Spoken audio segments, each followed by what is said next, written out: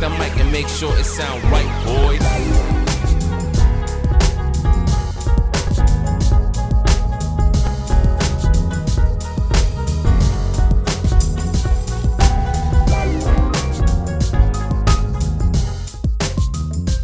All right, man, we are live, man. Welcome to another episode of Talking Sports with Manny. I got my guy David with SAT Experts. Welcome to the show, bro. Hey, happy to be here, brother. Like, this is monumental. We doing big things out here. I know a lot of stuff went down in the NBA. It's early on in the season. A little frustrating with the postponements.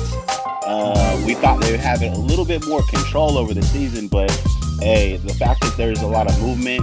James Harden is now over there in Brooklyn. Kyrie Irving is feeding the Dolphins somewhere, and we got we got Oladipo in Houston. H-Town stand up. Karis LeVert. Karis is shoot. Is he going to be an all-star or what? I think he can be an all-star because you got Warren. Warren is out, right? You got the big boy bonus. And then it's like with Karis, he's so versatile. He can play point. He can play small. He can play shooting guard. So that's a low-key great move they made. I think as a GM, that was probably the most underrated move so far of the season, because Victor Oladipo was on an expiring contract. He wanted to get paid. And the Pacers weren't going to pay him. So they were risking him walking out the door with getting no compensation. And now they got a younger guy who is under contract for the next couple of years, and it's not like a huge contract. It's something where they can still build. They got Malcolm Brogdon over there. They got Sabonis. They got Miles Turner, Aaron Holiday, Doug McDermott. They got some pieces. Speaking of Miles Turner, he's doing amazing things for those who play fantasy. You're looking at him, he's averaging the 4 block blocks. God. The block God. He's averaging 4 blocks a game. And for me, the biggest knock to Miles Turner for me was that he doesn't play big inside, but he blocks shots. So on defense, he's great help side. But that one-on-one post D, he doesn't have that. Right, boy. Now, on the right team, you can have him. Okay, let's say, for example, he goes to a team like who has a great power forward? Let's just say Milwaukee. Lakers. But let's say Milwaukee, right? Let's say they get rid of Lopez, and then he goes playing center. But I think if you pair him alongside a great power forward, there's not too many great power forwards in the game, like legit power forwards. You got Giannis, you got AD. I think he'll fit. But when he's like the biggest guy, now you see the difference with Sabonis coming back. The block numbers went up. But it's like when Sabonis wasn't there, he was still around 2.3 blocks a game. He's solid, but for me, I think he needs to get bigger. What are your thoughts on Miles Turner? I think Miles Turner is who he is. He is a piece that is going to play better when he has a lot of talent around him. Mm-hmm. And I'm not only talking about Sabonis. I'm talking about they didn't have Oladipo for a long time. That's true. And this team likes to take chances. They like to go for steals. So if you see a Brogdon who averages over a steal, if you see an Oladipo who's now gone, but he averages over a steal, right? These guys go risk it all to go for the steal and the layup. But that leaves somebody getting the ball and taking it down the lane, and now they're in a hurry up type of get a shot up, and Miles Turner is going for that block, help side. So to me, I think that Miles Turner is never going to be a 20-point scorer. He's never going to be somebody you can just drop the ball in and drop step, do a short hook. No, he's not that. But he's a stretch five. And he's an athletic player that you can play with a high pace. So if you unlock him and he goes to a team that's running up and down the court, I think that's where that's where he excels. Exactly. Right. So I'm actually kind of thinking that he's been held back a little bit because he hasn't been in the up pace. But now that we've shown that he's shown a lot of statistical anomalies this year. I wouldn't even say anomalies because he's always been able to block shots. Right. Yeah, that's but true. For a game, he's sheesh. Yeah, but to say that Oladipo and Brogdon, that is allowing him to play in his role. That's true. And that just take some chances, go play free. Don't worry about it because Sabonis is still there to take a charge.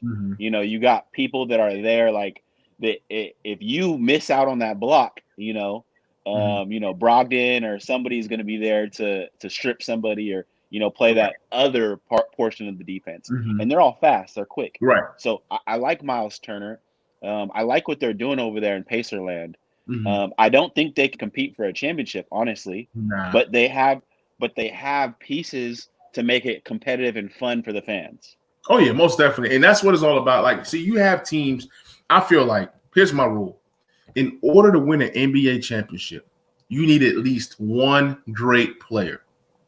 You need one great player or a great team. When I say great team, I'm talking about from top to bottom.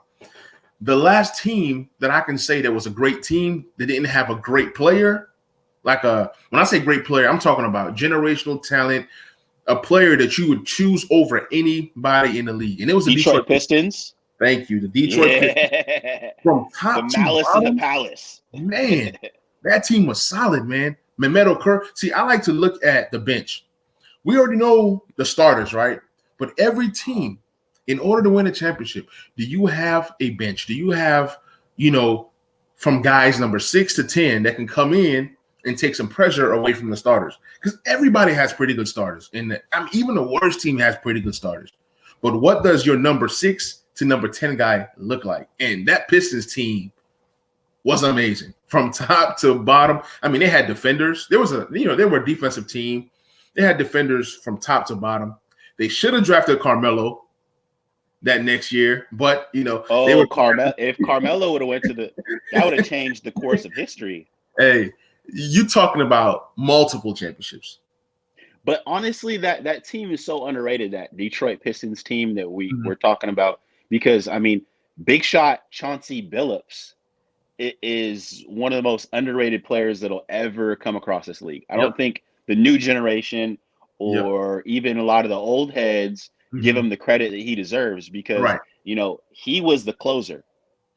He was the closer. Right. And you didn't want to give the ball to anybody else damn near in the league at that time than Chauncey Billups. He was getting a quality shot. You had a dog over there in Ben Wallace. He's a dog. Man. You know what I'm saying? Woof, woof, woof, woof. Like a fucking dog. So, hey, they beat my Lakers in 2004, and I was pissed. Oh, you hear me? I'm gonna go back in history, and if you said, "Hey, I'll trade you Miles Turner and Sabonis for Ben Wallace," I'm saying, "Nah, I'm keeping Ben Wallace. He does it all." Of course. People don't realize how much of a beast Ben Wallace was. Dominant. Ben Wallace dominant. Can guard Shaq one-on-one. I'm not saying he's going to stop him. He's going to slow him down. He's going to make it difficult. He can play defense without fouling. And that's what people didn't realize. He was so And they were scared. They were scared of him. Yeah. Yeah. And he could switch off on that pick and roll too. He was switching off on the pick and roll. He can move laterally. He had so many skills. He was a scary AD at his peak. He could switch off on anybody, guard their best player. He can guard 1 through 5. He can guard a 1 through 5. If you say, Ben Wallace, I want you to guard this point guard, he had the quickness to do it. He had the strength to do it. He kind of reminds me of Dennis Rodman in the sense of he can switch everywhere. He can move. I mean, I think he's more talented defender than Dennis Rodman, in my opinion. We're gonna have to have that conversation later, because I love Dennis. Opinion. Because look, shout out to Dennis's daughter, by the way. His daughter just got picked number 2 in the MLS for women. Oh, nice. Yesterday, she just got picked number 2 overall. So shout out to Dennis Rodman's daughter. That's a fun fact right there for you. Wow, man, that is big time. I would have never known that. I learned. See, you learn something every day. You learn something every day. But to be honest, though, Dennis was he was amazing. But Big Ben, that's more of my era. I didn't watch. Ben was more of my era. So, the guy was special, man. And when they added Rasheed Wallace to that team, Stretch Another four, guy, baby. another stretch, another guy that can play some post D. He can play some one-on-one. See, the thing was, they had a lot of defenders that can defend one-on-one. Chauncey wasn't the best defender. Richard Hamilton was not the best defender. But Chauncey could lock you up. Chauncey could lock you up for a few possessions. Yeah. I mean, he was capable. But, he had those guys behind him. You know what I'm saying? So it's kind of like you play more confident when you know you got a shot blocker behind you, man. We didn't even talk about Rip Hamilton either, the mask. Yeah. That guy was a baby Reggie Miller, but instead mid-range. The way that he moved around to get that, I mean, think about it. To average 20 points and not dribble the ball. I mean, that's Klay Thompson-esque.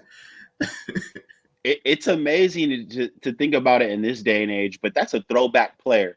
These guys like Larry Bird, these guys, that were able to just be effective and affect the game without dribbling the ball is a throwback mentality. And like you said, Reggie Miller, he used to move L cuts, backdoor cuts, scoring points, and he wouldn't take more than 10 dribbles throughout the game.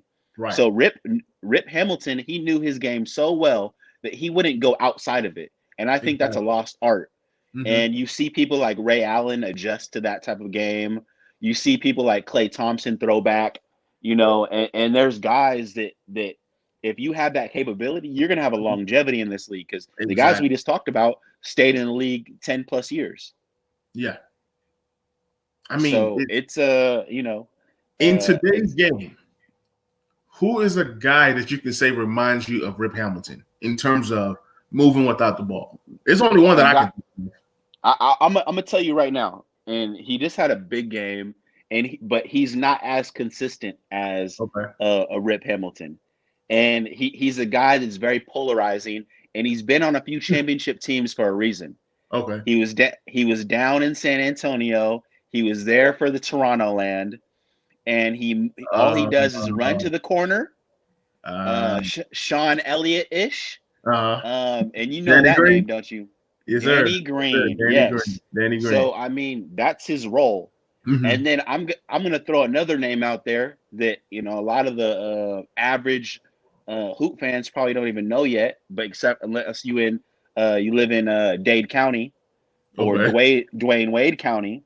Okay, and that's Duncan Robinson. Oh man, that's my guy. Last season he had so many games of 7 or more threes. Folks don't realize how hard it is to make 7 threes. Matter of fact, today I had a conversation. With my coworker, and I was telling him CJ McCullough is averaging 5 threes made a game this season. I said, do you realize how many shots you have to shoot to make 5? He was like, how many? I said, at least anywhere between 10 to 12. And that's assuming that you're a pretty good shooter. That's assuming that you are a high percentage 3-point shooter. Because to average 5 made threes a game, you're shooting at least. This guy right here doesn't even do that. This guy right here doesn't Harden. Even do it. Yeah, that's true. This guy right here, he probably shoots double that amount of threes. And, he doesn't. Even though he does. He'll hit about 3 a game, but it's not. He's not doing those 5 a game. He's closer to 4 than 5. I'll say that. He's closer to 4 than 5, and that's just because of the volume. But yeah, shout out to CJ McCullough. But let's go ahead and get into the biggest topic of the night. So 2 nights ago, or 2 days ago, was it yesterday? I don't even know what day it is anymore. James Harden is traded to the Brooklyn Nets, right? Dun dun dun. Now. It's 4 teams involved. Houston gets 4 first-round picks. One of those first-round picks being the Milwaukee pick. Okay, from my understanding, the Cavaliers. So my understanding is, out of the 4 picks, 3 of those picks are like later, and that's like if Brooklyn is no longer good in 4 years or whatever, there's potential in those draft picks. Then they also get 4 first-round swaps. Yeah, so that's like. Literally for 8 years, the Rockets, 7 out of 8 years, they're going to own pretty much the Brooklyn Nets pick. So if the Rockets have a great season and they're picking 25 and then the Nets are picking 14, they swapping. So I mean, so you get the 4 firsts, you get the 4 pick swaps. Then we're thinking that Karis LeVert is going to Houston. They said, you're going to Indiana, right? What a buzzkill though. They said, yeah, you're going to Indiana, But yeah, we're gonna get into that. And then Cleveland sneaks into this thing.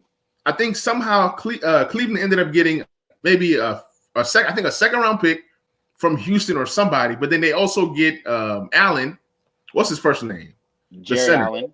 Yeah, they get Jared Allen. They get Corkus, something like that. I can't pronounce his name. And then they get Dante Exum. Okay. So Cleveland, who's been in the league for like 5 years, and he's probably like 23. Yeah. So he's a guy, to me, he's probably going to be another wing defender, another guy that can guard. He's just coming in for defense. He's just sometimes these toss-in become something, sometimes they don't. So we never know what the toss-ins. And then who's the last team in the deal? I'm forgetting somebody. We talked about the Cavs. We talked about Brooklyn. Mm-hmm. We talked about how the Houston Rockets are in there. Right. And then the last team of the deal was the Detroit Pistons. No, I'm sorry. Cavs. No, I keep thinking Andre Drummond is on the Cavs. Yes. So, yeah, Pacers, Cavs, Brooklyn, and Houston. We're good. All right. Yeah. All right. So let's go ahead and start off with Houston. Okay. So Houston gets Oladipo, and they get a ton of first-round picks. Do you think that Houston came out well in that deal? To be seen. And I know that I'm probably in a minority right now that's saying that, they got a huge load. But, this ain't the NFL, bro. Right.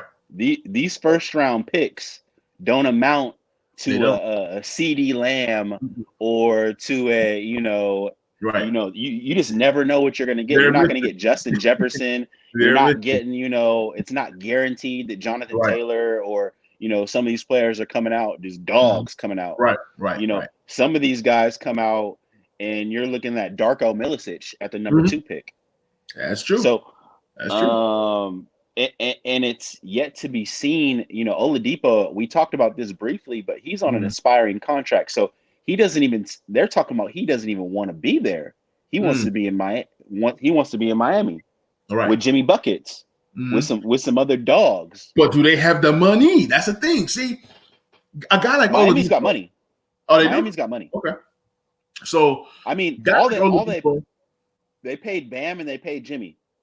They got a little bit of room. So that means you're gonna let Duncan Robinson walk. He's due to get paid. What about Hero? What about Hero? Hero's on a rookie deal, so he's locked up for the next 3 years. But you're going to have to pay him eventually. So if you pay Duncan crazy money, and then if you pay, they got a rookie over there, a Chua. That's what I'm saying. And then you have the Iguodala contract, which you went and paid this guy. You overpaid this guy, and I'm thinking it's a team option. The next year. So it's like, people throw, like sometimes these players say, I want to go here, I want to go there. But do you know the financial situation? So sometimes these players don't know the financial situation. So if you want to go and play with Jimmy Buckets, you got to take a pay cut. Is he willing? So you ask the Pacers for a max. And you know if I'm Oladipo, I'm taking no pay cut. Because that's what I'm saying. To be honest, bro, you ain't winning in the East either. So it don't matter. Like you're going over there to enjoy Miami. Go over there, get on the yacht. Exactly. I think he's gonna have a decision to make. You can take one of them kind of deals that Montrezl Harrell took, which is crazy, mid-level exception for $9 million when he's worth 20. That's just my opinion. But let's be real. You know who he signed to, and there's some back-end cash moving his direction, baby. Right. There's one thing that I have 100% faith in, and that's Rich Paul and LeBron James agency over there who's getting moved. That money's getting moved to offshore accounts for LeBron. This is LeBron's agency, baby. Everybody knows that. Come on, baby. Hey, Montrez, you get to live in your house right now. Just come on over here. Just walk down the hall. Go come on and sign for $9 million. Okay, 1 year option, so he can opt out. Of course, get more money. But come on over here. Let's get the ring. Let's spike the Clippers. They don't love you. They don't care about you. They paid Morris. They paid Morris $64 million, and then they trying to give you peanuts. So then he's like, okay, I'm gonna go on to the Lakers. They have a plan. So after this year, he can probably opt out, go get paid. I respect that. Rich Paul, Clutch Sports, they know what they're doing. We overpaid KCP. When I say we, Lakers overpaid KCP the first year, gave him like, I think 18 million. Second year, they overpaid him again and gave him like 14 or 12. But then guess what? He made up the money by giving the Lakers a discount last couple of years. And then now he's gotten the contract that he deserves. So I this to say, if it'll be interesting too, because Kuzma, I mean, he got paid. I feel like he did, but I feel like he's more trade bait than anything, honestly. Of course. If you don't really need Kuzma. Honestly, you don't need him. It's a business. It's a business. And for you to be able to use Kuzma on a rookie deal last year and this year, because this is last year of his rookie deal, to try to win a championship. In fact, think about it. People talk about Kuzma. Oh, Kuzma's not this. Kuzma's not that. The guy was making $1 million a year for the kind of production he's giving you for $1 million. You can't look. There is no veteran that you can find for the vet minimum that gives you what Kuzma is giving you. And the upside, he's young, he's growing, he's developing as a defender, he's developing as a playmaker, right? Yeah, Duncan Robinson. yeah. Hey, of course it's trade bait. Look, it's a business, man. And when you extend Kuzma, you have the rights to then trade him. But if you try to wait till the offseason to get this deal done, it gets crazy. Then you're looking for signing trades and this and that. Once you have Kuzma locked up, right? Matter of fact, Kuzma can be moved this season. He can be moved. Hey, I'm gonna say it here first, and this is gonna be a breaking through the whole world. And Rich Paul is a fucking genius because he made this move. You know that he hired Trae Young's agent to run that agency that he's got going on because he's focusing on other parts of it. Wow. So Trae Young's former agent is running Clutch Sports. Nice. And so therefore Trae Young is signed to Clutch Sports, right? We all know that, right? Right. And you know that there's a little bit of tension right now in the Hawks locker room with Trae Young, John Collins. Okay. You know, they got Clint Capella, they got Danilo. There's a little bit of I don't know if it's jealousy or what, but Trae's not necessarily got the warmest welcome right now. And what I envision is the Lakers saying, "Hey, come on over here, Trae Young. Come over here. We got AD playing over here still, and we're gonna manage you playing off the ball. LeBron maybe got another year or two squeezed out of him, and boom, now you got a few more perfect pieces to the puzzle." Right. So that's a theory. So Trae's contract is over like in 2 years, you think? And that's perfect because a lot of these guys signed 2-year deals. Oh yeah, I can see. I can definitely see how money can be moved. Pin mark this one because when Trae Young goes to the Lakers, you heard it here first on my man Manny's show. That's right. That's right. I like it. And you know when Giannis was supposed to be a free agent this year, and you know everybody's trying to adjust your cap, and you know is AD going to sign the max? He's waiting on Giannis to sign his brother to the summer league team. Yeah, you know he got his brother. We're going to recruit him over here, and then look, after a while, Lakers had to do what they had to do. They said, "Look, AD, you know you stay hurt, bro. Take this 5-year deal, take these millions of dollars, and not wait till because you could have done a 1-on-1 and sign 1 year opt out and sign. Look, AD said, look, I know it's a business. I know I stay hurt, and he said that his injuries is what prompted him to go ahead and take that deal. So AD takes a deal. LeBron says, look, give me my own extension right now. He signed. So then that kind of eliminated, Giannis coming next year. Giannis is looking around in the scope of the league and saying, look, you got to take your money first before you worry about, am I going to win a ring? Look, forget all that stuff. There is nobody loyal to you. We talk about this next deal. Go ahead. No, I think that's important what you said too, but in some context too, like these deals all got signed when like COVID-19 was going crazy. No one knew what was going on. They're like, I don't know, are we gonna have fans this year, next year, in the next 3 years? So like everyone was like, shit, hold up, let me go ahead and get this money real quick. Get your money while you can. Adam Silver over here talking about how you can get money taken out of your checks, and that's a first. So I was like, whoa, they talking about taking some money back, and based on how many games and this and that. Bro, so I don't blame these guys. Let's switch gears real quick because let's talk about the Brooklyn Nets. But before I talk about the Brooklyn Nets, let's talk about Kyrie. So Kyrie, this guy, he's gone. Hey, hold on. Let me go ahead and get my sage real quick. Can I burn some sage over here real quick? The dude is nuts, man. The dude is nuts. Let me burn some sage over here. Just real. Kyrie's out here. He's burning sage. He's doing all these things, talking about the earth is flat. Whenever he said that comment, that's kind of when I knew that Kyrie had some mental issues. So what's going on right now is that Kyrie is away from the team. Nobody knows where he is. And for every game that Kyrie misses, it's going to be $410K that he has to pay the league. Interesting that everyone is writing Kyrie off as a mental issue, and I'm gonna give an alternate view. Okay. Kyrie went to Duke, right? Okay. He wasn't there long, but he considers himself an intellectual, right? And given the fact that in the news he was just at a delegate from New York's party in terms of an election, an election party. Right. And again, another indication that he considers himself an intelligent, well-spoken man. And so when he speaks, I think that he can often be misconstrued, but I'm going to go ahead and say this, that he thinks he's smarter than he is. And Kyrie, I love you, bro. You're nice on the court. The handles go crazy. Yep.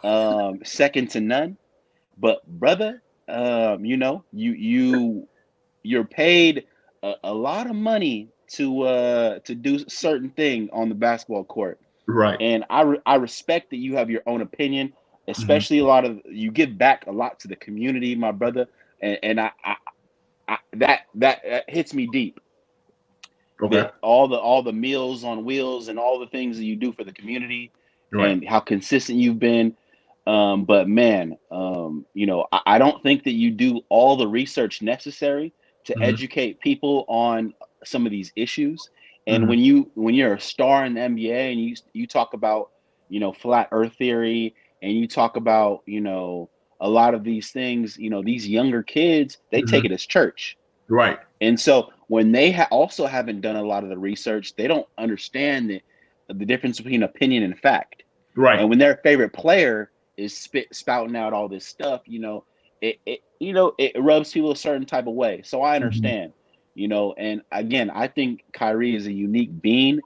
And I think that for a James Harden fantasy player owner, go ahead, brother, stay out as long as you can, because James Harden's going to come in and he's going to establish himself as a face of the franchise with KD, and you're going to be dispensable, my brother. And they're going to go pull themselves in another piece or maybe two pieces.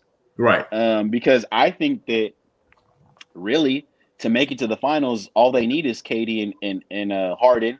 And if they can supplement their team with, maybe they pull Kyrie's getting traded, bro. You heard it here first. Kyrie's I think gone. so.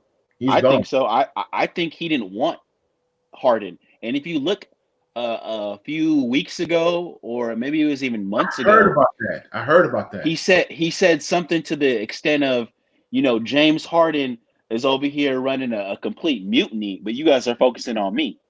You're right. So does that sound like a welcome mat? Like hey, come on over to the squad, James. And I'm going to pose a question to you, Manny. Do you think that he's a little bit salty that KD, basically said, hey, Harden, we need you. We can't do this alone. We need you. He recruited Harden over after Kyrie recruited KD. But here's the thing. What do you think about that? All right, so I got a lot to say about Kyrie. First of all, I want to say that he does not want to play basketball.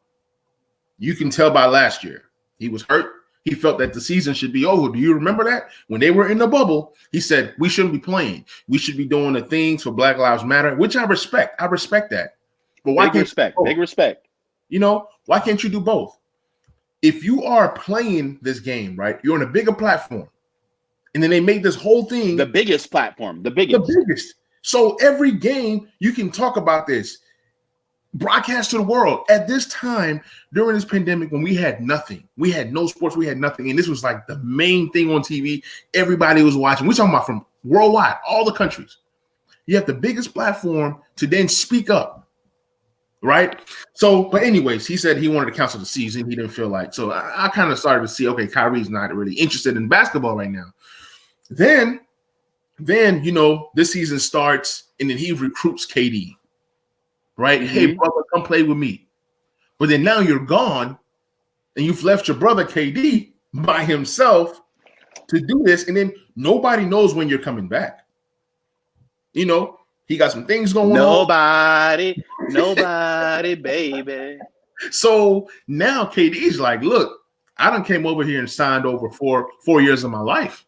It's a contract. It's not where you can just say, oh, I'm playing this year, but then I want out next year. You can force a trade. I get that. KD's on a shorter timeline. Exactly. So KD is all about winning championships. He's all about winning right now. You know, he has to. So when you recruit him here and then you're not here, KD got to do what he got to do. And I was telling my guy, he was supposed to be on the show today, but he was like, when we start talking basketball, he kind of gets lost. But he said this. He said that is KD loyal to Kyrie? I said KD is loyal to himself. KD, aka fake. KD just dipset it on his 2 light-skinned girlfriends out west and went out to the East Coast and got himself a new thing. And you think he's loyal to any of them? Hell no. He said, I got me a new piece on the East Coast, dipset on my 2 light-skinned pieces, and I'm out, baby. He's loyal to the soil. That's it. Exactly. KD's like I said, he's all about winning. So now he goes and recruits Harden, which is the right move because when you come over here to team up with this guy, you know, we understand Dinwiddie got hurt.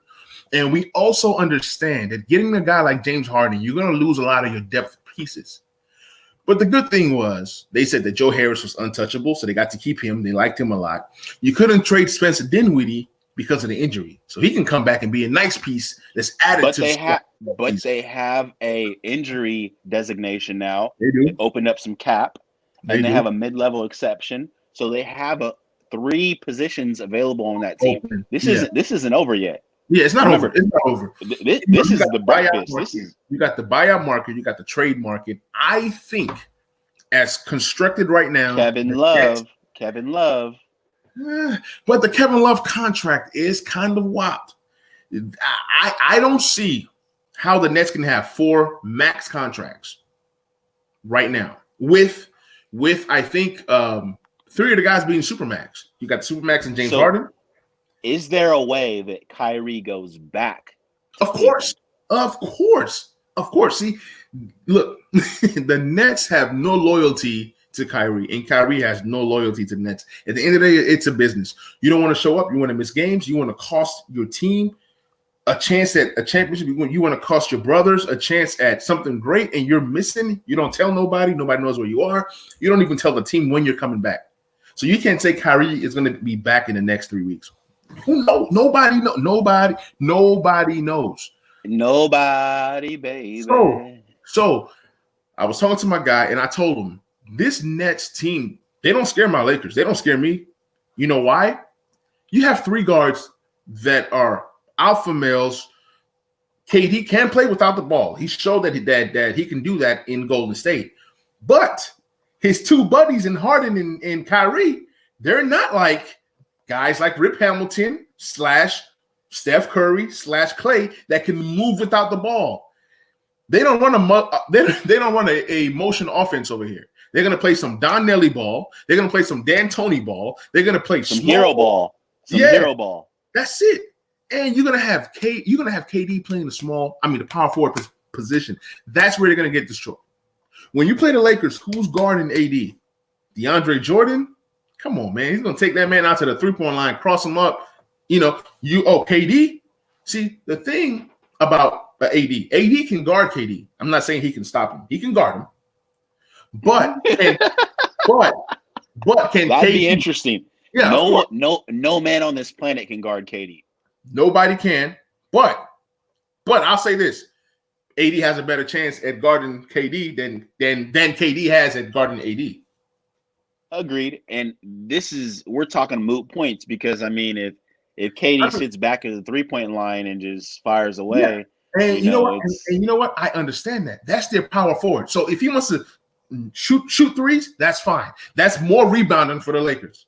And that also means that you have to be out on the wing while James Harden is going to drive and get to the free throw line. That's true. And if he's going to stand there at the 3-point line, then that's when you put in somebody small. You got to make some decisions. Yeah, but what I'm saying is, if they don't trade Kyrie for a big, it's going to be hard to have 3 guys like that.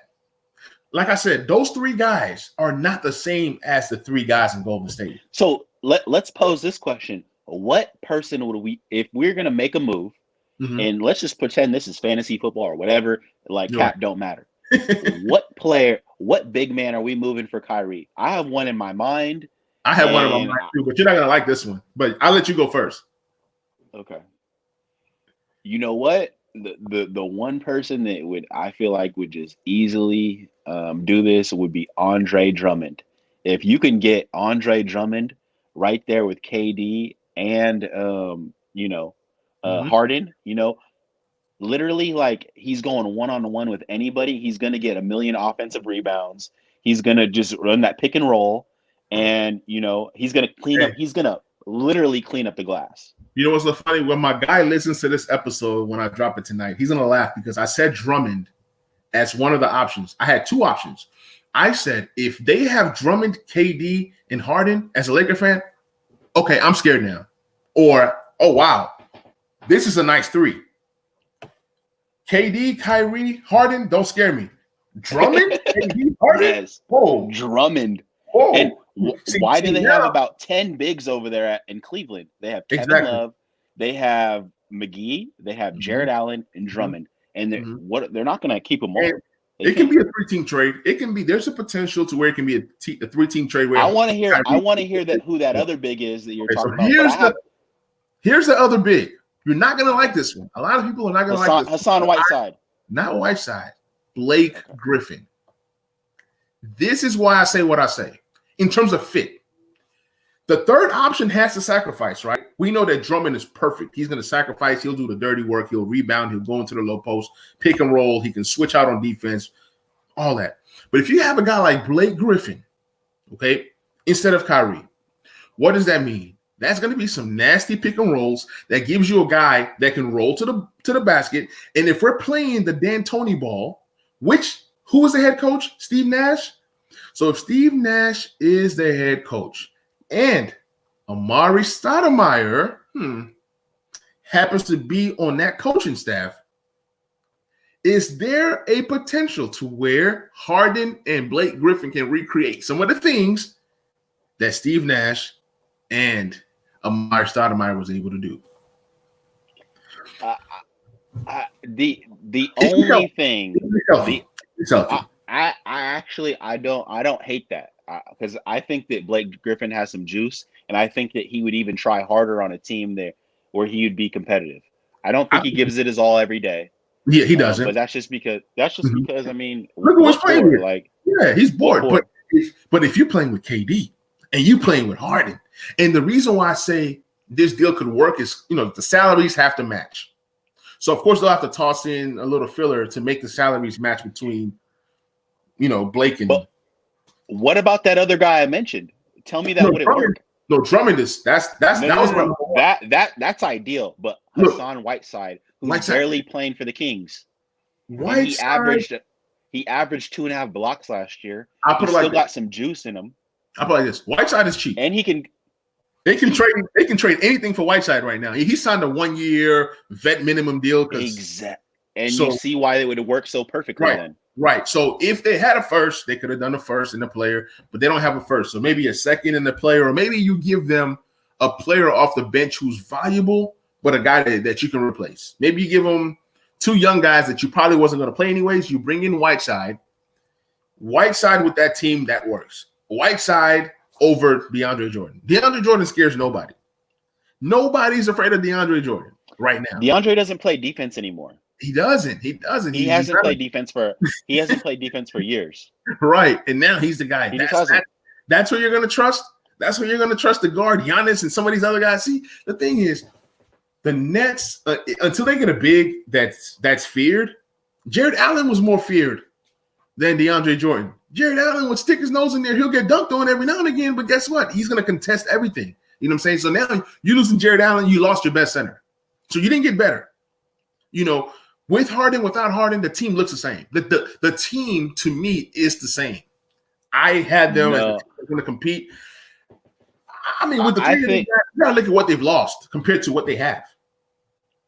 I think that the team is extremely better with Harden in terms of they got the pieces to make it to a championship. They weren't a championship team with Kyrie and KD. They weren't. I don't think they're a championship team now. They have the structure. If they add the right pieces, they can make it to a championship. So you got to add pieces. So with Harden, and if you move Kyrie, you have the bones of your house to build a championship.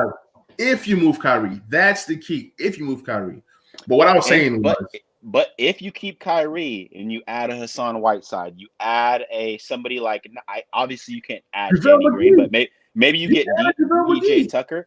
Maybe you get PJ Tucker. Maybe you get some guys that just defense, just hard nose. You need some of those. You're gonna need some of those because Joe Harris, Iman Shumpert, Shumpert, play some defense out there. If you go and look at that starting lineup right now, so you have James Harden, Kyrie at the 1, James Harden at the 2, Joe Harris at the 3.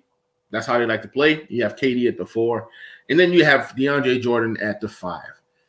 Those are 5 guys that are weak at defense at their respective position. I'm not saying that is true.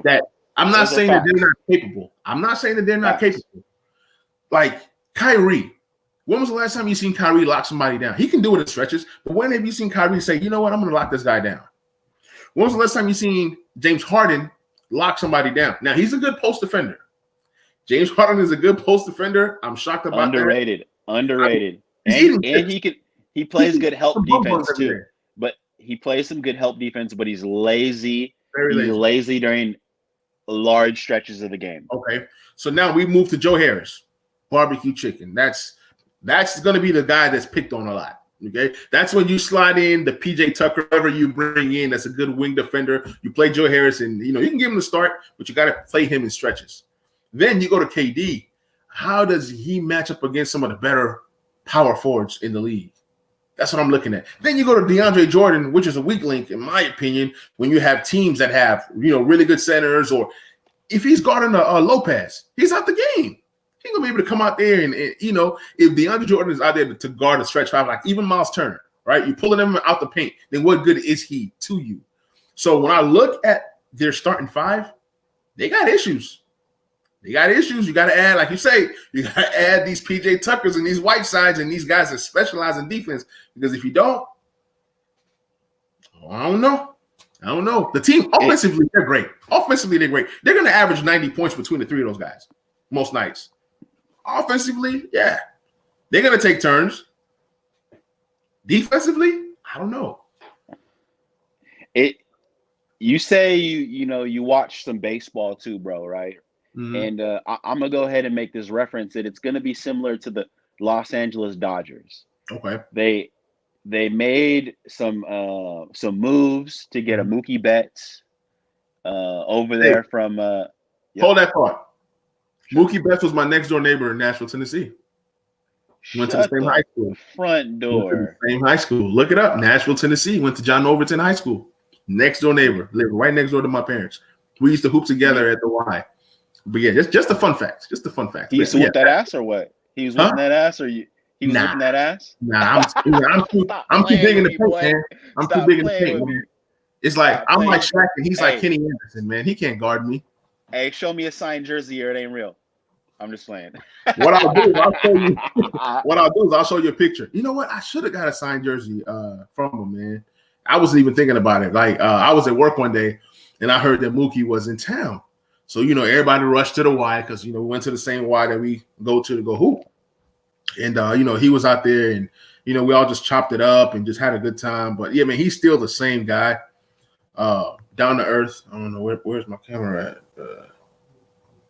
Yeah. Right Okay. there, man, Okay. yeah. I see Mook Dog. Okay, Yeah, man, Mookie. Okay. he's a good dude, man. Very I see humble. he married it. He married his girlfriend of like Yeah, years. So yeah, shout out man. to that brother Yeah, doing it the right way. doing a very good thing, man. But yeah, man, back to your story, man. You were talking about the Dodgers, Mookie Betts. No, I mean if you were to look at the years that the Dodgers wasted by not making a big splash, they had the pitching, and they had the Corey Seager, the Bellingers, but they didn't have that X factor, Right. like who they thought Puig was supposed to be. It wasn't until they picked up Mookie Betts, and Mookie Betts did what a superstar does. He Right. went crazy in the postseason. He took your team and he took it to another level. So the way I see the Nets doing is that they made the right piece for the championship, and now they just need to add a few relievers. They need to add a few, pieces here and there, but they have the bones of the championship. They have a Walker Buehler, they have Clayton Kershaw, and they have Mookie Betts, baby. Right. So I totally get where you're coming from. Now, let me ask you this: do you think the Nets have the coaching staff to get this team to where they need to go? I don't think that, and this is going to be, probably I'm going to make a reference to the Splash Brothers and everybody. I mean, Steve Kerr, whether it was Steve Kerr or Luke Walton, the team was still winning, right? Yeah. They were still knocking 10-game win streaks. They were, out there blowing teams out by 30. But hey, Mike Brown was very instrumental to that team. He brought that defense. Agreed. Brought that defense. So when you look at the coaching staff, I'm not going to claim that I know everybody on Golden State's coaching staff, but they had guys who were good offensively, guys who were good defensively, and it seemed like that system that they run, moving the ball, constant motion, where you make a Draymond Green your point forward, and he's orchestrating the thing. Everybody's having fun.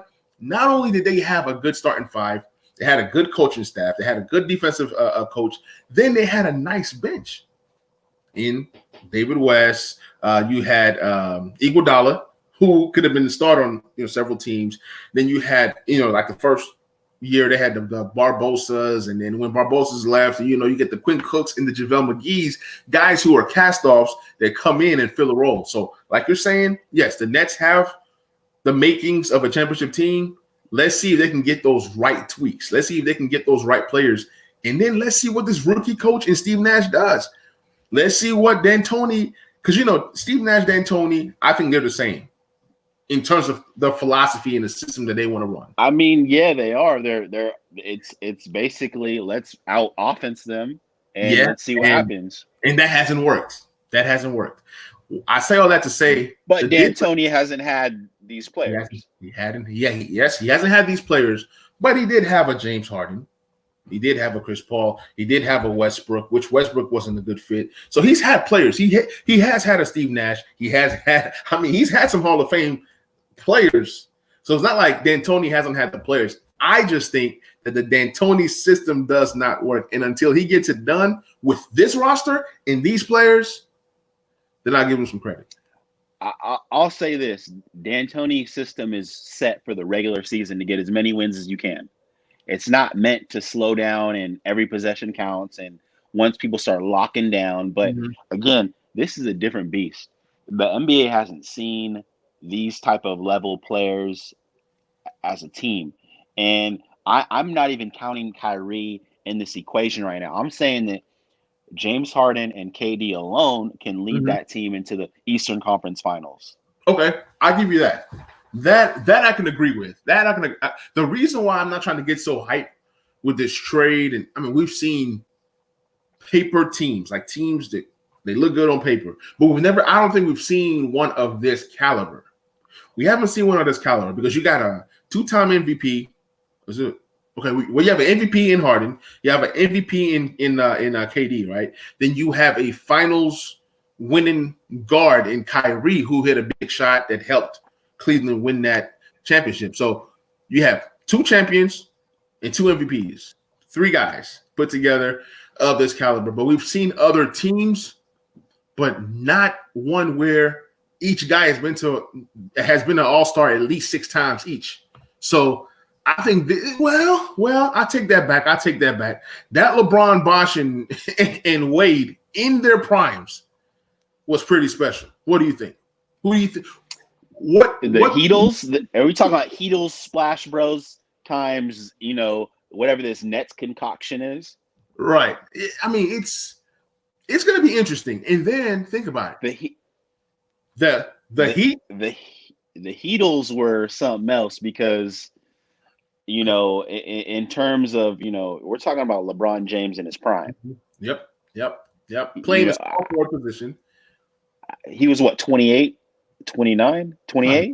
He might have been younger than that. 27, 28? Something like that. I mean, we're talking about a 27-year-old LeBron James. So I mean, it's hard for me to. I'm picking Miami's team. I'm picking Miami's team. I'm sorry. I'm taking the young guns. They all were young. Wade was young. Bosh was young. And what made that Miami team beautiful was Bosh was playing the 4, LeBron at the 3, Wade at the 2. Then all they needed was a point guard that can just fill a role and a center. Mario Chalmers. Yes. And the thing was, just imagine if they had just a little bit better point guard. Let's say they had a Dennis Schroeder type. Somebody who can actually defend. Yeah, who you can give the ball to and say, yo, run the show. Or a Rondo. When that Celtics team was built and you had a Rondo, even though he was young, he didn't know what he was doing at first. And then, he got a hold of what he was doing and he knew he was special. So just imagine if they had a play-making point guard, a playmaker, like in, live, I say, not live, 2K, shot selecting this and playmaking build or whatever. Just imagine if they had a point guard that can actually do more than just spacing the floor. Or if they had a big, Whiteside, just imagine Whiteside. And then, that team could have been so special if they had a legit center. I'm going to answer your question. I'm going to say that the Heatles were the most talented team right there. But I will say the best team that I've seen was that Splash Bros team with KD. That team, wasn't fair. It was not fair. It was not fair. I'm going to say it because not only KD, Clay, Steph Curry. I mean, Steph Curry is the greatest shooter of all time. But you had Draymond, who was in his prime. Exactly, and that's so where underrated that defense. Draymond on Chris Bosh would be a wash. Exactly. At this point. And then you have, KD on LeBron, and then you have, Dwayne Wade would have to alternate between Steph and Clay, and one of those two is going to go crazy for 35. Hey, that team with KD, I'm not glad that Clay got hurt and KD got hurt, but that was like literally the only way that team was going to be broken up was injuries. That team was set to win 4 or 5 straight championships. It was beautifully designed, and every year a tweak or two. That team was dominant. The only other team that I've seen that is as dominant was the Lake Show with Shaq and Kobe. Yeah. I think 2000, 2001. Yep. I agree. When you get these, if this Lakers team is pretty special now, but it's like this is an older LeBron. If this was a younger, like a 27-year-old LeBron with this AD, then I can be like, whoa, this is prime AD. This is prime AD. This is prime AD. So, but it's still good enough to kind of, win some games. And they put together the right pieces. Montrezl Harrell. 36-year-old LeBron is still, he takes care of his body. ahead above a lot of these players. So LeBron LeBron is a cheat code. Yeah, let's get to the other last two teams, and then I got to ask you a couple questions on NBA standings and teams and playoffs and things like that. So we talked about the Rockets. We talked about the Nets. We talk, I think out of the four teams, of course, LeVert going to the Pacers. I think he has a chance to be a potential all-star. I think he has a chance to grow. And like we mentioned, as we talked off air before we started recording, I think that getting LeVert, he's a guy that you can build around. They're going to be a playoff team. They're going to be a fun team to watch. But I think that LeVert has a chance to be a very good player in this league. Maybe never a superstar, maybe, but I see multiple all-stars, a guy that just continues to go to the all-star game. I think he's that good. And what better place to go and shine? Yeah, I don't want to take this as a shot to LeVert or anybody over there in Pacerland, but LeVert is going to be one of those players that's going to be underrated and never going to get the attention that he deserves. Even though he's a tremendous player, he can score on all 3-4 levels. You pass him on the ball on the block. He can shoot the three. He dribble drives. He can assist. But at the end of the day, I do think he's going to get a little bit lost in the shuffle. And I'm only going to say this because they have an all-star caliber point guard over there in Malcolm Brogdon, who's super underrated in himself. Right. And they have Sabonis, who gets a lot more of the attention, who's probably going to be an all-star. Yeah. And then Miles, Turner is averaging 4 blocks. So, I mean, the team is solid. Don't forget Warren once he comes back. TJ Buckets? Yeah. TJ Buckets. So, yeah. Respect. Again, big respect to the Pacers out there. I think they have a great situation. I just don't think that they have the wherewithal to make it past the Eastern Conference Championships. Okay, and I respect that. I think that they're in the same category as like the Sixers, stuck in that in-betweenish land where they can't fully rebuild, but they're good enough to stay in the playoffs. Gotcha. Speaking of the Sixers, I got some interesting things I'm going to say about the Sixers when we get into our playoff segment. But the last team in that 4-team deal was the Cleveland Cavaliers. I think they made out like bandits, bringing in Jared Allen, a much cheaper option than Andre Drummond. They can probably build with Jared Allen with those two young point guards that they have. Sexland. Yeah. I think that Drummond gets moved at the trade deadline. I mean, he's on an expiring contract. Why not? Why not send him somewhere for, even if it's a mid-level or a back-end first-round pick? I think he gets moved. I mean, think about it. Cleveland traded a second-round pick last year to get Drummond. That's how you do business. That is how you do business. They had the cap room to absorb that huge contract. They were able to get him in. He opted in to this year, and it's only right for Cleveland to flip that into a first-round pick. So you traded a second-round pick, you bring in Drummond, you get Jared Allen for the cheap, and now you can build around Jared Allen, and then now you can move Drummond for some more pieces, some younger pieces, some things, because Cleveland is definitely not in win mode now. And with I think Kevin Love and Drummond are going to be off that team in the next year or two. So I think they made out like bandits, like I said, getting Jared Allen. Your thoughts? I'm going to go ahead and say that Jared Allen, I think he's 21, 22. Is a throwback center, similar to like a Clint Capella, similar to like a Steven Adams, but more athletic than those guys. Right.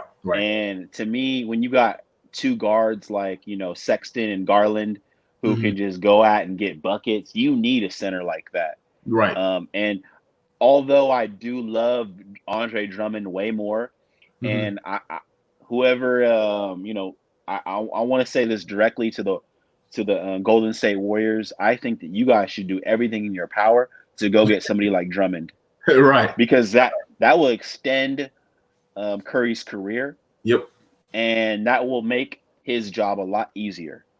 Okay. But for now, what my thoughts on the Cavs are that unfortunately, they're a small market. Mm-hmm. Unfortunately, they're not competing for a title.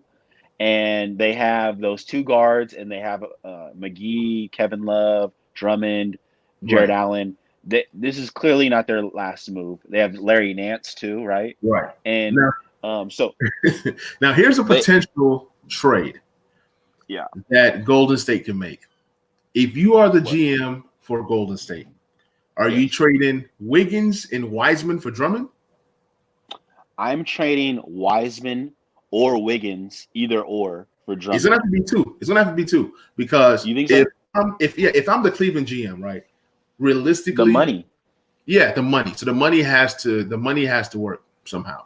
So Drummond, he's like around in the high 20s, maybe closer to 30 million a year, and Wiggins about that 20 something. So yeah, so they're about the same. But then I'm like, we already had Wiggins before, right? We traded him away. So now we're bringing in Wiggins. We're going to take on Wiggins' contract.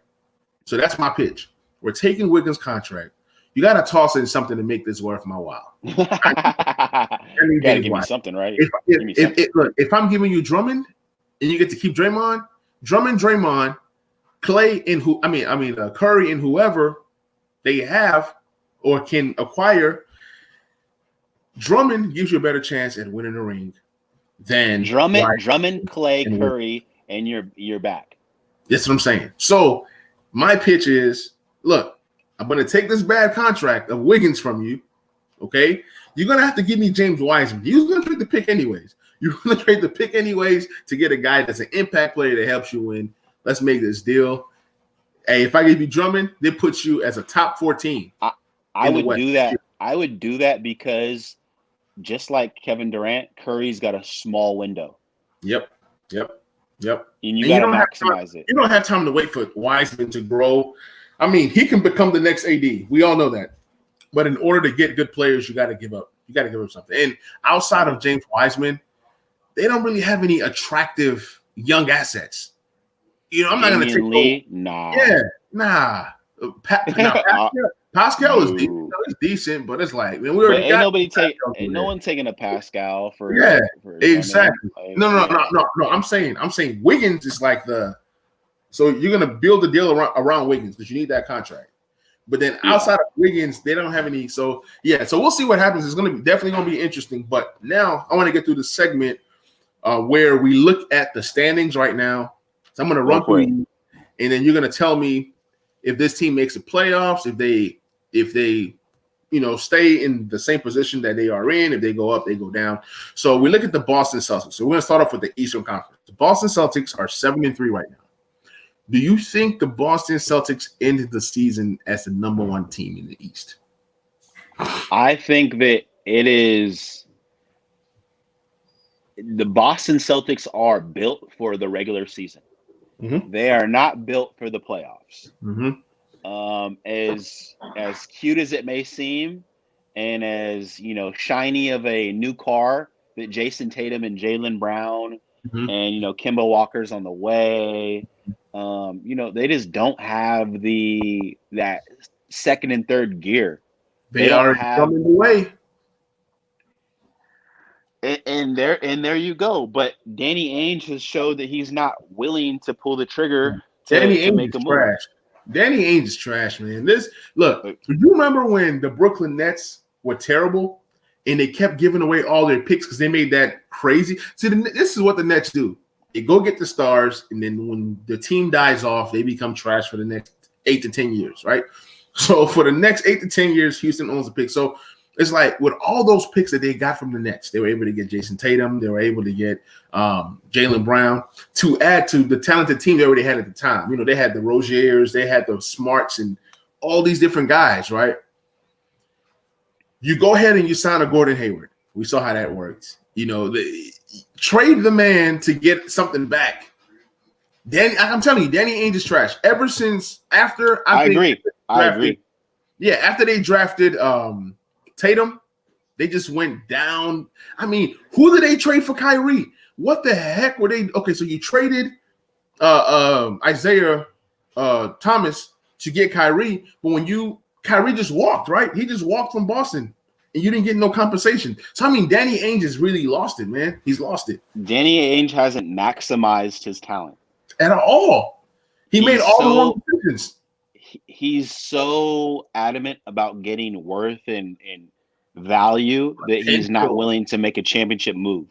He's scared. Scared money don't make money. Scared money don't make money. He let Horford go in the time they needed Horford. You could have signed Horford to a cheaper deal. Horford leaves. You don't trade Horford for nothing. You let Kyrie walk. You don't get nothing back. You draft Taco Fall. I mean, you give him a chance. You get all these low-key guys like Grant Williams, all these guys that are just regular guys. It's just another guy. But anyways, so do you think the Boston Celtics are going to be a top 4 team this year? I definitely think the Boston Celtics are going to be top 4. But to me, it's a moot point because they're not beating they're not going to beat the Bucks. They're just not. They're not beating the Bucks. And granted, I'm not even sure if they can. I really don't see them beating the Nets either. So the Bucks, I got ahead of them. I got the Nets ahead of them. We'll see about the Pacers, and that's about it. But I like Philly a lot. You talked about Philly. You say Philly's the team that's stuck in that whatever. But this is why I like Philly. I think Philly is going to be a top 3 team this season. And this is why. When you look at Philly, they went all in. When they brought in Jimmy Buckets, the Tobias trade was trash. That was just trash. You traded 2 first-round picks to get Tobias Harris. Then you got to pay Tobias Harris. So you chose to pay Tobias Harris and not pay Jimmy Buckets. That's where they messed up. You keep Jimmy, you let Tobias Harris go. Hey, sometimes you make bad deals, right? You drafted Markelle Fultz, terrible. Then you trade Markelle Fultz for a bag of peanuts, terrible. So now when you look at Philly the past 2 years, you have Ben Simmons, you have Embiid, who, he gets hurt, he's healthy, but Embiid is playing good ball this year.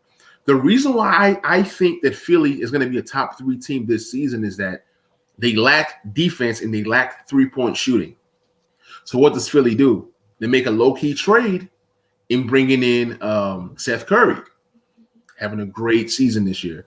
You let go of Josh Richardson, who wasn't giving you much. He was solid, but he's just another Ben Simmons type guy. So you get rid of him, right? Then you do a low-key trade to get rid of Al Horford, and then you bring in a Danny Green. Now, we talked about Danny Green. We know he's inconsistent, but guess what? He is still a floor spacer. You still got to respect him, okay? Then you draft the Tyrese Maxey from Kentucky. You also bring in, then you have Shake Milton, who's, coming up. So when you look at the roster from top to bottom, it's either 3-and-D or defense. You bring in Dwight Howard to be an insurance policy for those games that Joel Embiid is going to miss. I'm not saying he's going to give you Joel Embiid, type numbers or production. So let me ask you this. What happens when Joel Embiid misses 5 games with knee inflammation? Or Ben Simmons is out for 3 games? Okay. Now, if Ben Simmons is out, right, you still got Tobias Harris, right? You got Maxey. Now, Maxey has filled in perfectly. Bro, you know how these teams in the lottery, right? They're drafting all these guys. We just talked about hitting or missing in this draft. Maxey had a 39-point game. It was a COVID game where they only had 8 guys. Obviously, somebody has to score. But 39 points was impressive. Do you know that Tyrese Maxey was the reason why James Harden is not in Philly right now? Yes, I did. And that's a terrible decision on them. It's a terrible decision. Maxey's going to be check it out, bro. I'm going to tell you. Let me tell you why the Sixers aren't going to make it. Okay. The Sixers are the same team they were last year. I disagree. They've always been a good defensive team, mm-hmm. but they're going to struggle to put up points. Once playoff basketball happens and mm-hmm. they just play a zone defense, mm-hmm. they box in one on Embiid, and Ben Simmons can't penetrate in the open court. It's gonna expose some teams. Got 3 names. Danny Green goes through some stretches. Okay. Tobias Harris is who he is. Go ahead and live and die by the mid-range. Seth Curry. Seth Curry, come on, bro. I'm telling you, man. He's not a closer though. Hey, you heard it here first. This is not the days of having a starting lineup that has Josh Richardson non-shooter. So are they? Can they beat the Toronto Raptors? Who are the Toronto Raptors? They're not even going to make the playoffs this year. Who are the Raptors? Who are those guys? I've never heard of her. I'm I'm gonna tell you my teams in the East right now. Okay. This is in no order. Give me your top four. Raptor. No, not top four. I'm gonna give you the top 6. Okay, that's fair. Raptors, Pacers, Celtics, Bucks, Nets. That's 5, right? Mm-hmm. Who am I missing? And Sixers. Okay. I'm gonna give you my top 6 teams. Since you gave me 6, I'm gonna give you 6. Give me 6. I have the Nets. I'll have Milwaukee, Philly, obviously, Boston, Miami. I still believe in Miami. And then for the 6th team, I guess the Pacers. Exactly. Yeah. Exactly. But my sleeper team to make the playoffs this season is the Atlanta Hawks. I like that. The reason is because they're young. The Hawks. They added a lot of pieces, but I love their young guys. I love the Cam Reddish. I love the DeAndre Hunters. But that team is fun to watch. They're having fun. They're exciting to watch, and I think they're hungry. Let me ask you this. Since we're on the topic of the Hawks, and I love Trae Young. He's one of my favorite players in the league. Mm-hmm. So with that being said, you have heard about that John Collins and him going at it a little bit. Yeah. Right. Does John Collins, who turned down an extension with them, does he stay next year? No. And he's being traded. He's gone. He's as good as gone. And if John Collins is gone, there's no effing way they're making it out of the first round of the East.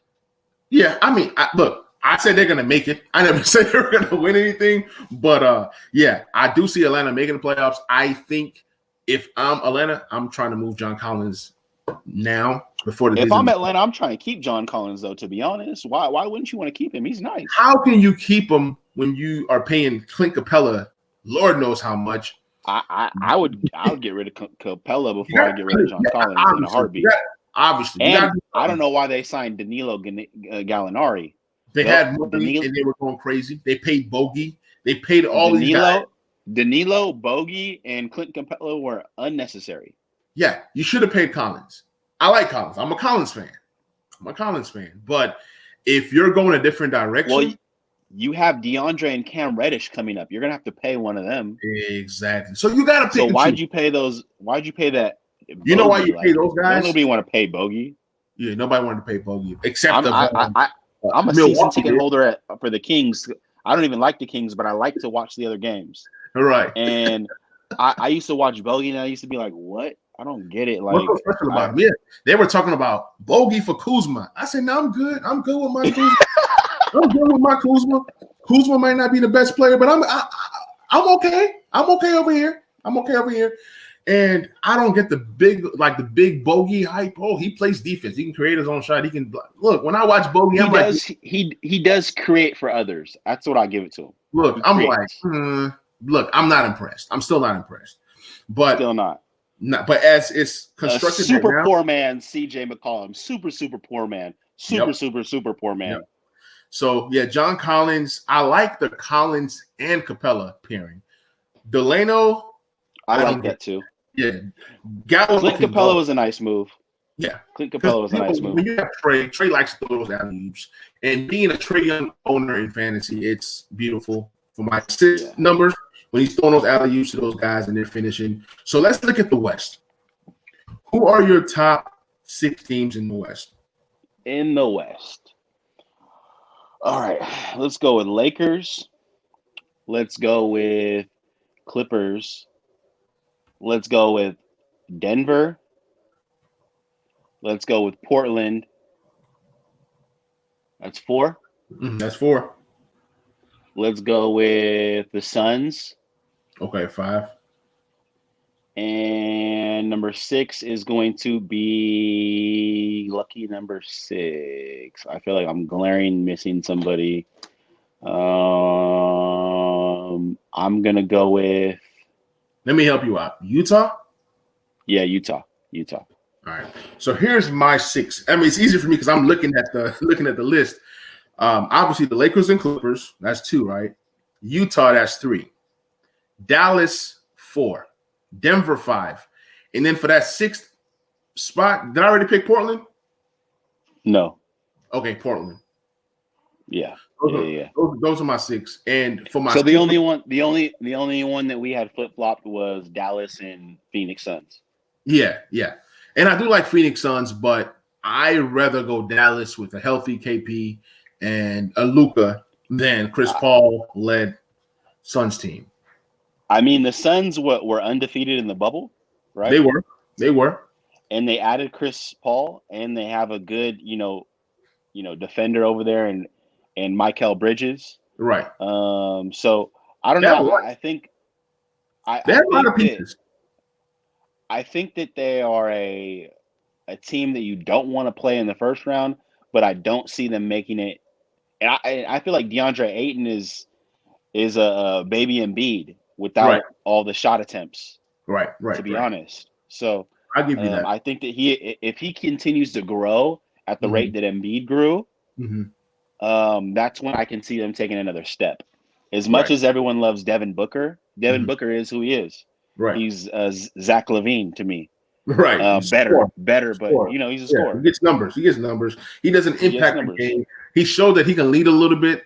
But the reason why I'm kind of like, I'm going to wait and see Phoenix, because Phoenix started the year out pretty nicely in that last season. They were a surprise team. They were winning games, and then they fizzled out.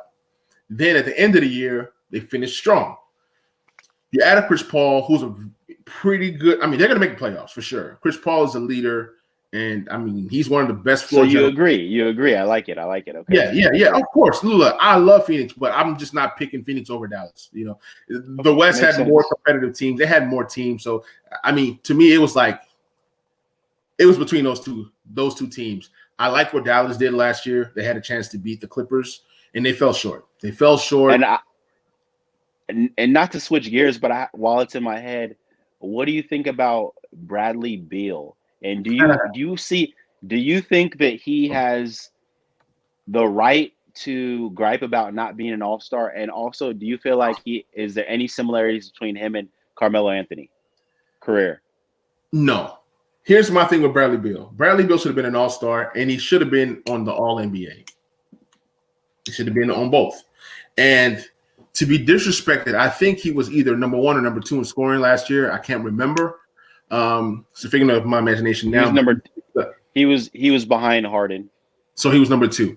So then this season, he's clearly number 1. He's averaging like 34 points a game. He's doing this thing.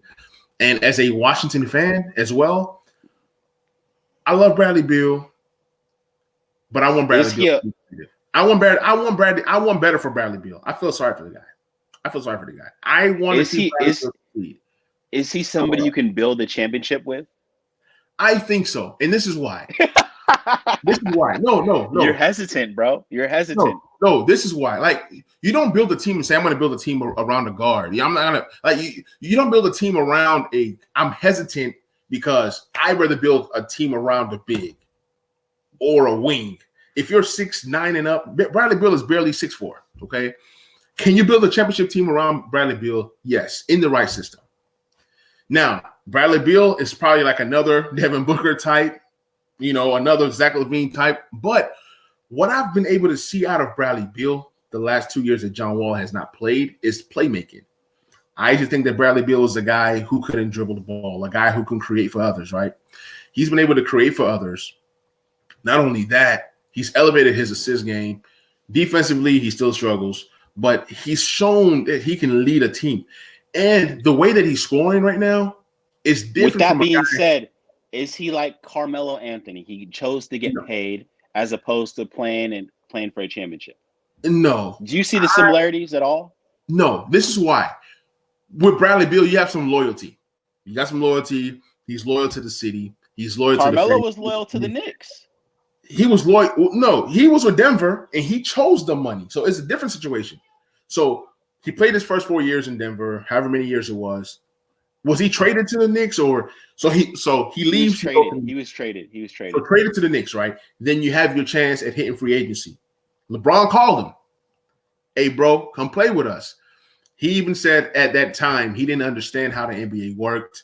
He saw this deal. He didn't understand, taking, lesser deals to, enter free agency. So he was kind of like he was kind of like locked into New York for 5 years. So he was loyal to New York for a while, but after a while he wanted out because they were not winning.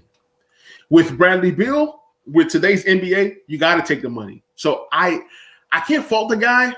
The guy is young, right? He's not even 27 yet, I don't think. He's 27.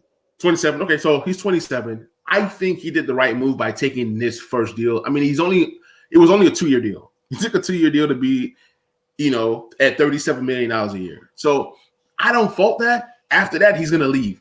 The reason why he took the deal was to see if him and John Wall can make this thing work. Now so that John 20, let's say this, he plays out his Washington and he, they're a lottery team again. Which is this season and next season. That's it. He's only tied to this season and next season. So looking back at it, mm-hmm. Did you expect more out of Bradley Beal's career? Is this what you expected him to just put up godly numbers on a terrible team? I didn't know that Bradley Beal had this in him. I've been watching Bradley Beal since he was a rookie. From the Bradley Beal that I saw earlier on, a guy that was injury prone, a guy that can score, a guy that was overshadowed by John Wall. When John Wall left because of injury, that's when I really got to see what Bradley Beal can be. Bradley Beal is a special player. You talk about guys like Paul George and Dame Lillard. Well, Dame Lillard is like a whole nother level. But you talk about, guys like Paul George and some of these other guys that are ascending to these higher levels. I think he's one of those guys. I think he's a top 15 player in the league. Some might disagree. He's that special. And again, I'm going to shout out to the Golden State Warriors. And, I love potential trades and mm-hmm. hypotheticals. And I think that if they can send over Wiggins and Wiseman for Bradley Beal, I think that would be a move. Yeah, that'll be a move. That'll be a good move for them. Terrible move for Washington. This is why. If I'm a GM, I don't want Wiggins. Why do I want a Wiggins? I don't want a Wiggins, and I don't want Wiggins helps nobody.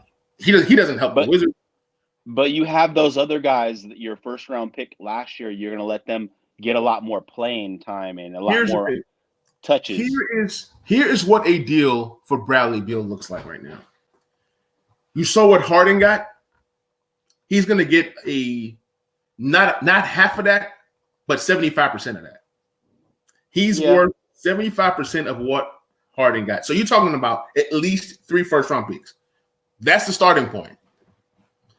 When I think he's like a worth similar to that, like what they gave up for Porzingis. And you know what's driving his stock right now is that he's scoring at will. There is no defender in the NBA that can guard Bradley Beal right now. Now I want to see him play against some of the better ones. I want to see him play against Paul George. I want to see him Paul play George, Kawhi. If he goes plays Paul George and Kawhi and puts up 45, 60, 50, 60, man, the price just went up. He's not doing that efficiently, though. So far, he is. He's averaging 34 points a game. Yeah. No, I'm saying that against those type of players. I understand where you're coming from, but I remember a game last year against Milwaukee. They got some defenders, and he went off. I mean, if you look at some of the teams that he's had his biggest games against, I mean, it's either good teams or good defenders. But like you said, it's hard to go out there and score 40, 50 a game. I'm going to pose one question to you before, and I got to get off. My son's over here. Absolutely. You're about to take a bath, but I'm gonna pose one question too, and I want to get us to get on again. I thoroughly enjoyed talking hoop with you. Most definitely. I want some of your predictions. I want your most improved player. Okay. I want your MVP, and I want your sixth man, and just your favorite player to watch. Okay. So this is easy. To me, the MVP of the league right now is Jokic. Jokic is averaging 24 points, 10 rebounds, 10 assists. He's leading the league in assists right now. So My MVP is Nikolai Jokic. My most improved player is Christian Wood. It's easy. He's averaging 22 points a game. He's averaging now with Harden gone, he's going to average double-figure rebounds. So he's going to average 20 and 10 this season. That's my most improved player. John Collin numbers. Okay. And then my most improved, I'll give this to a guy. My sixth man. I'll give this to a guy that deserves it. Rashawn Holmes, Sacramento Kings. He's a starter. He's a starter. Oh, well, he disqualified himself. I thought he was coming off the bench this year. I guess not. So I got to pick another one. Who can I pick that comes off the bench that does pretty good? You threw me off with that one. So I'll give it to Montrezl Harrell for now, but I think there's other guys that are deserving. Trez dog. Yeah, I give it a Trez. I think as the season progresses, he's going to average closer to 17 a game. And if the Lakers end up with the best record in the NBA, he deserves Sixth Man of the Year once again. And he's going to get paid. After that, he's going to go to somewhere else and get his money because, 2 years in a row, you got to go get your bread. And then who's winning the favorite player, and then who's winning the championship this year? All right, favorite player. Who's playing versus the Lakers? Okay. Favorite player to watch, I will give it to Dame Dollar. That's my guy. It's a tie between him and Steph Curry. Oakland, stand up. Yeah, I was born pretty close to Oakland. Just a fun fact. Okay. Out here in California, so you know. Yeah, Steph and Dame are my two favorite players in the league. Those are some of my favorites to watch. Like right now, I got the Portland game on. I'm just kind of like looking up every now and then. And then the Lakers are going to be playing. Whew. This is a tough one. They can go so many different ways. I'll say Philadelphia 76ers. Interesting. Yep. I will bet you a live video that the Nets go further than the Sixers. Can we make that bet? Yes, sir. You have to make a live video. Let's do 20 push-ups, and hey, David, you were right, or hey, my man's, you was right. I got the Nets, you got the Sixers. We good? Yes, sir. Remember this bet. So when I post this podcast, I'm gonna put it in there. I'm gonna say, "Yo, hold me accountable to this bet." Yeah, I'm definitely down with that. Those are the kind of bets I make. I don't gamble. Some guy offered me $200 today that the Nets win it all. I said, "No, I can't. I don't gamble, so I just can't do it. I can't do it." But if I did, it's more of a friendly one. You know what I mean? Yeah. Those are the kind of bets I take. If I did gamble, I'll take that because I know that the Nets are not going to even make it to the championship. That's just hey, bro. So you better knock out those 20 push-ups too, then, because hey, all the Nets have to do is lose in the first round, and I'm safe. That's all they have to do. I know it's a bold one. I could have chosen the Nets to go, but I didn't want to go that route. And then Milwaukee, they scare me. I think they got worse. The Celtics, they need a move or two to propel themselves. So outside of those 3 or 4 teams, I really don't see. Last year, I was a believer of your Raptors. This year, I'm not. I actually felt like the Raptors have overachieved, but I'm a believer in OG and Pascal. Yeah, and I'm Fred VanVleet. I like Fred. I met OG's brother actually. I met OG and Pascal's brother. Shit. Yeah, Pascal's brother played basketball in Vanderbilt in Nashville. And we were at a business conference, and I met him. Then I saw him on a Netflix movie, so it's just so funny. And then OG, his brother, was trying out for the Tennessee Titans in Nashville. And I went out there. I'm Nigerian, he's Nigerian. So I was trying to talk to him to see if he can speak the language. He was like, no, I can't speak the language. And then we became friends on Facebook, chopped it up, and then his brother gets drafted. So Nigerian nightmare. The Nigerian connection. Wakanda forever. But yeah, man. So guys, this has been the episode. Thank you so much, David, for coming on the show. David, where can the people find you? Hey man, check me out at Sack Experts. I'm also featured on 2 other podcasts, and that's the Run Pass Option with my guy Fantasy Salesman, and then I'm also on Sideline to Sideline with my guy Aaron Mukes. So those are 2 football podcasts. I love talking basketball, as you can see, but we just did an hour and a half straight.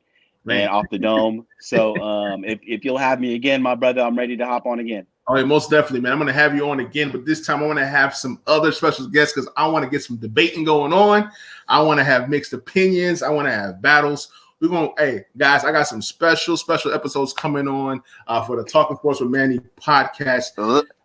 Let me know because I bang many different types over here. You know what I'm saying? Like, we out here, you know. I see that purple and gold. I see it.